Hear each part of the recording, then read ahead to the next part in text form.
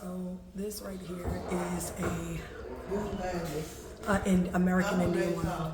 She said she was born in Sag Harbor in 1869 on Montauk Indian. They put African American, but y'all know the Dodge that hijack. Parents and poet Olivia Ward Bush Banks, number Paul Robinson, Langston Hughes among her friends.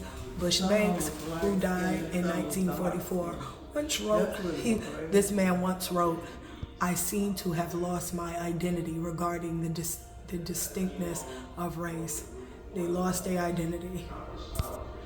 Yeah, they did. We know in the 1924 Racial Integrity Act they did. And because America, and people say, well, how so? Because during the time, because when Walter Pleckler, he's supposed to be a descendant to the Indian man called with the last name Pharaoh. I'll show you guys over there. Hold on. So we know that a lot of black people were reclassified in the 1924 Racial Integrity Act.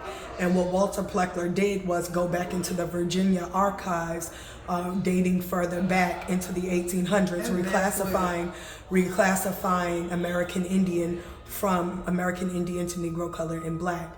During this reclassification, he was able to backdate every state because at one point, Long Island, New Jersey, North Carolina, South Carolina, New York City were all a part of Virginia's colony. So when it was backdated, he backdated erasing all these identities. This is supposed to also be Pocahontas of the, what is this? East Hampton Reservation. I remember when we used to live in Southampton Reservation.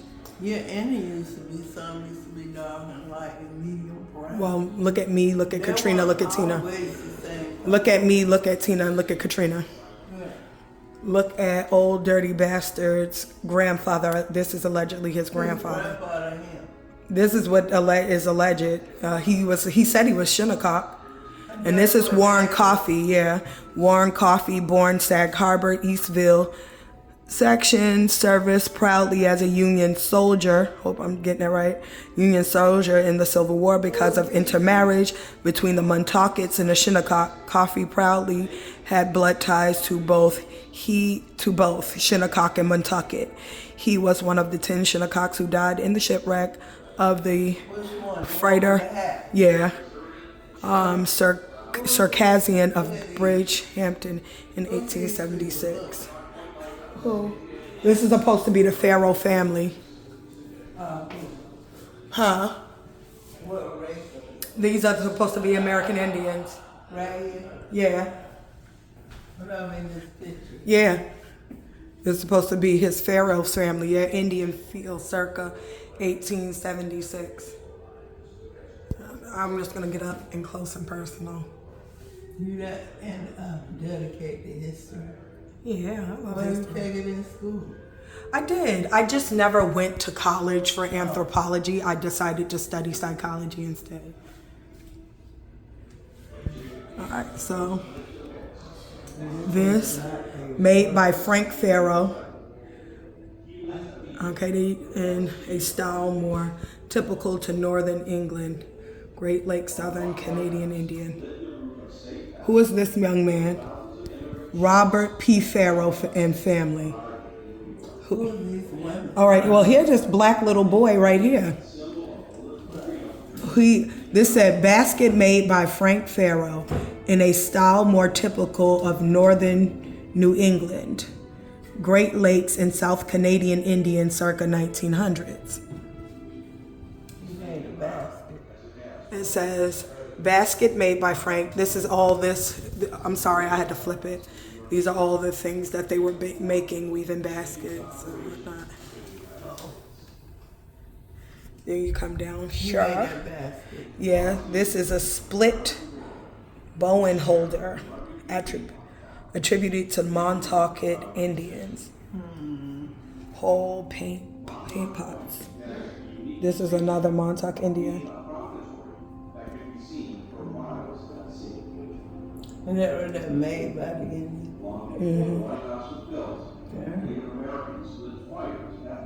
Oh, I want to see whatever they watching.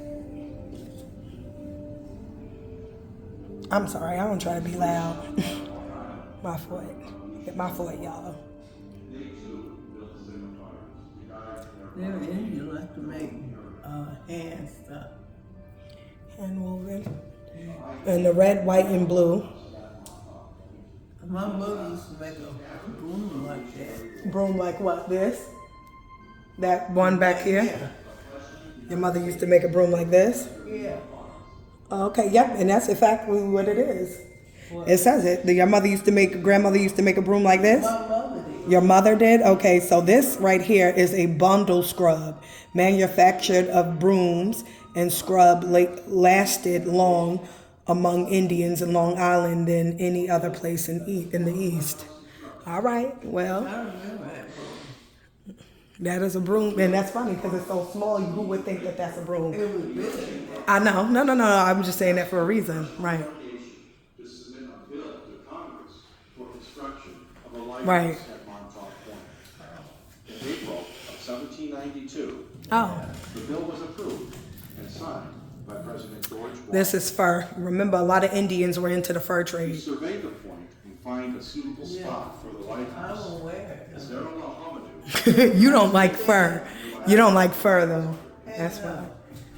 I don't wear that thing. All right, so this is the Cabin of Pharaohs. Look how big that cat. Okay, drawing title Cabin of the Pharaohs from the Brooklyn Eagle, October 13th, 1895, once the home of Sachem David Pharaoh, and it stood in Indian fields until some time after 1879 when Arthur Benson took over the property. The house was relocated to Freetown area of East Hampton, and this is he. with the location of the lighthouse secured, This is the father, solicited bids for and its this is the construction. son, I believe.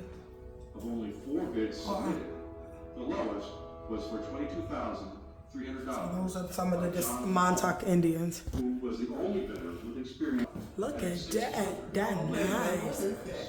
That's supposed to be an office building. Sadly, 2 of their children died. Montauk Manor, look at that. That's so pretty. Agencies that administered I'm not taking pictures, Mama. I'm taking video. in the early 1800s, the Treasury Department's lighthouse established. That's nice.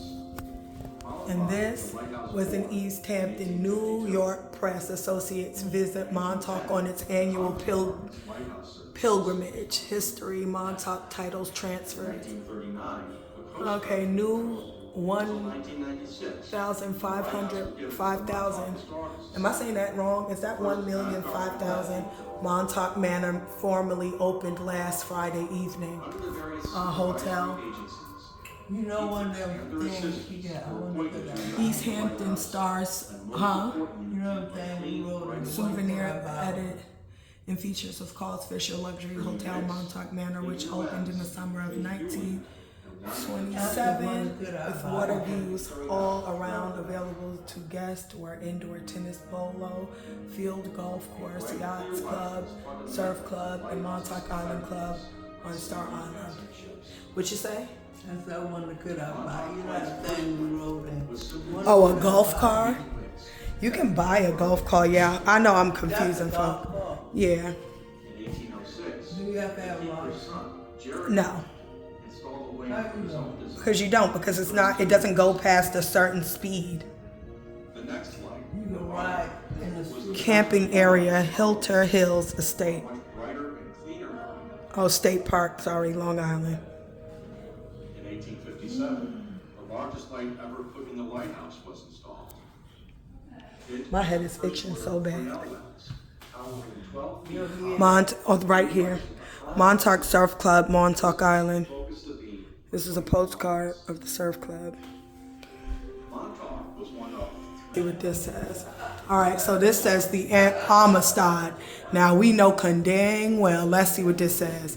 We exact the following letter from the New London paper, which gives further particulars of the schooner which we mentioned in one last, and which turns out to be the one we there suspected.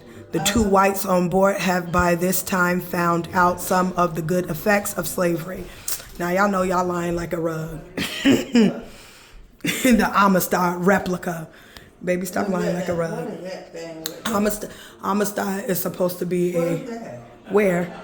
That ship thing, right? Is that a This is a heater. I know. What is that? Death to Captain Farrer, the captain of Amistad in July. Where's the manifest? When what? Where's the manifest?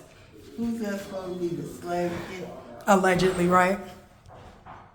And ain't they turning up the Okay, let's see what this says. Constant. It's an early period of my life. It was my fortune to. Hold on, I can't read that. I can't.